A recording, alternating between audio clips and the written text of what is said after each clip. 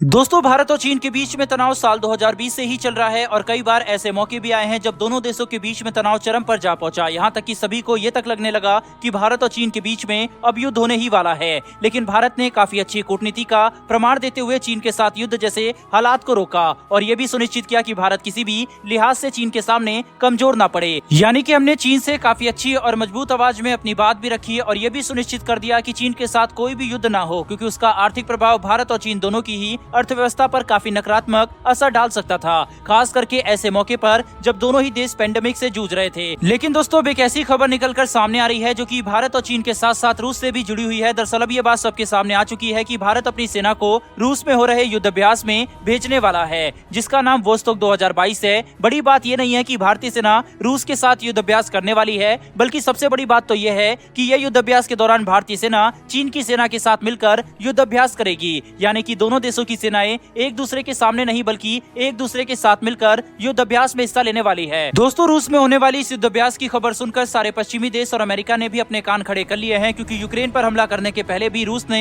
एक ऐसा ही युद्ध अभ्यास किया था। हालांकि इस बार हालात वैसे नहीं है, बल्कि अमेरिका और पश्चिमी देश इस युद्ध अभ्यास पर अपनी नजर इसलिए टिकाए बैठे हैं क्योंकि ये भारत, रूस और चीन के बीच में होने वाले इस युद्ध अभ्यास को एनालाइज करना चाहते हैं कि इससे भारत, रूस के साथ साथ चीन के रिश्तों पर भी क्या प्रभाव पड़ता है। क्योंकि ये बात पूरी दुनिया जानती है कि भारत और चीन के बीच में सीमा विवाद चल रहा है और अगर ऐसे में रूस के साथ दोनों ही देशों की सेना युद्ध अभ्यास में हिस्सा लेगी तो कहीं रूस भारत और चीन के बीच में रिश्ते ठीक करने की कोशिश तो नहीं कर रहा। रूस ने जब यूक्रेन पर हमला किया था तब भारत ने रूस के खिलाफ किसी भी तरीके के बयान देने से मना कर दिया था। वहीं पर इसके साथ साथ भारत संयुक्त राष्ट्र और कई सारे अंतर्राष्ट्रीय संगठनों में रूस के खिलाफ बोलने पर परहेज कर रहा था और भारत ने रूस के साथ अपने आर्थिक साझेदारी भी बढ़ाई। भारत ने रूस का सस्ता तेल खरीदा, जिससे भारत को आर्थिक फायदा हुआ और अब भारत रूस के साथ अपने रिश्तों को और अच्छा कर रहा है। तो ऐसे में पश्चिमी देश भारत से नाराज तो होंगे ही और एक बार फिर से भारत के ऊपर दबाव बनाने की कोशिश वो करेंगे। यही वजह है कि अमेरिका और पश्चिमी देश इस युद्ध अभ्यास पर काफी पैनी नजर रख रहे हैं। भारत और रूस के रिश्ते आपस में ऐतिहासिक रहे हैं और भारत ने रूस के यूक्रेन पर हमला करने के बावजूद भी रूस के साथ अपने रिश्तों को कमजोर नहीं किया, बल्कि अपनी स्वतंत्र विदेश नीति का उदाहरण देते हुए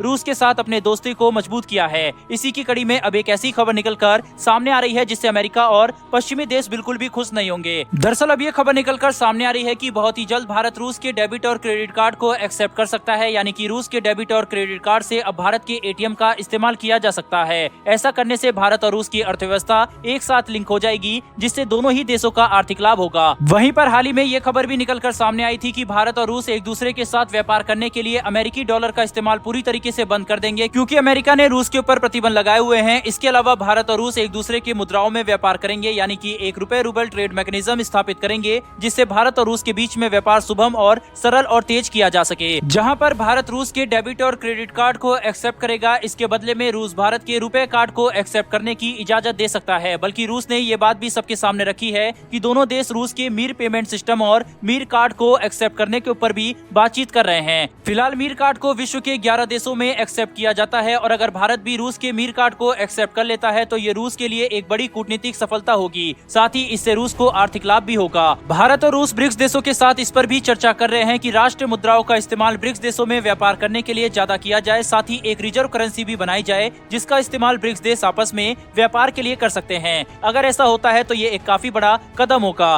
क्योंकि इससे ब्रिक्स देश डॉलर के ऊपर अपनी निर्भरता काफी हद तक कम कर देंगे, क्योंकि ब्रिक्स देशों को आपस में व्यापार करने के लिए डॉलर की जरूरत ही नहीं पड़ेगी। हालांकि एक रिजर्व करेंसी ब्रिक्स देश आपस में बनाते हैं तो ये एक बहुत बड़ा कदम होने वाला है और फिलहाल इतना बड़ा कदम जल्दी होता हुआ नजर नहीं आ रहा। लेकिन ये बात तो तय है कि सभी ब्रिक्स देश इसके ऊपर आपस में चर्चा जरूर कर रहे हैं, क्योंकि रूस के यूक्रेन पर हमला करने के बाद जिस तरीके से पश्चिमी देशों ने एक तरफा फैसला लेते हुए रूस का आर्थिक बहिष्कार किया है, रूस को स्विफ्ट पेमेंट सिस्टम से भी बाहर कर दिया, इससे सभी देशों की आंखें खुल गई है कि सभी देशों ने पश्चिमी देश और अमेरिका पर कितना अंधा भरोसा किया था, क्योंकि ऐसा कुछ कल को किसी भी देश के साथ हो सकता है। इसीलिए अब भारत, रूस और सभी ब्रिक्स देश कोई बड़ा कदम उठाने के ऊपर विचार कर सकते हैं, ताकि इन देशों का आर्थिक भविष्य सुरक्षित हो जाए। वैसे दोस्तों, आपके हिसाब से ब्रिक्स देशों को ऐसा कोई पेमेंट मैकेनिज्म बनाना चाहिए नहीं? वहीं पर चीन के साथ रूस में भारत का युद्ध अभ्यास करना आपके हिसाब से सही है या नहीं? अपनी राय कमेंट बॉक्स में लिखकर जरूर दें। अगर आपको ये इन्फॉर्मेशन और वीडियो पसंद आई हो तो वीडियो को लाइक करके चैनल को सब्सक्राइब कर बेल नोटिफिकेशन को ऑन कर लें, जिससे हमारी आने वाली ऐसी वीडियो आप तक सबसे पहले पहुंच सके।